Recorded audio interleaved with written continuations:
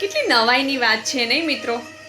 જિંદગી પણ પરીક્ષા લે છે અને ટીચર પણ પરીક્ષા લે છે, પરંતુ ફરક માત્ર એટલો હોય છે કે શિક્ષક શીખવાડીને પરીક્ષા લે છે અને જિંદગી પરીક્ષા લઈને શીખવાડે છે.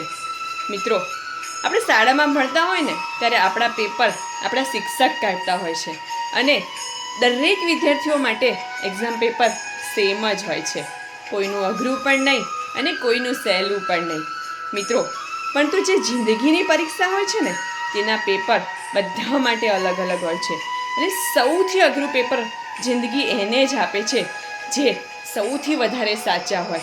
સતયુગથી આપણે જોઈએ, સતયુગ હોય, કળિયુગ હોય, દ્વાપર યુગ હોય કે ત્રેતા યુગ હોય, હંમેશા કસોટી તો સત્યની જ હોય છે. પછી ભલે ભગવાન પણ મનુષ્ય રૂપ ધારણ કરીને ધરતી પર કેમ ના આવ્યા હોય, માટે કસોટી હંમેશા સત્યની જ હોય છે ને એક્ઝામ પેપર અઘરું એમનું જ હોય છે જે સૌથી વધારે સત્ય સાથે વળગેલા હોય છે.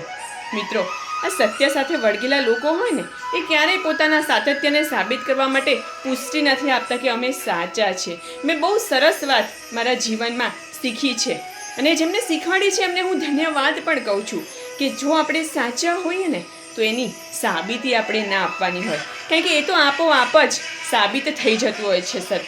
સત્યની કસોટી ભલે હોય છે પરંતુ તે એકને એક દિવસ તો જાતે જ સાબિત થાય છે.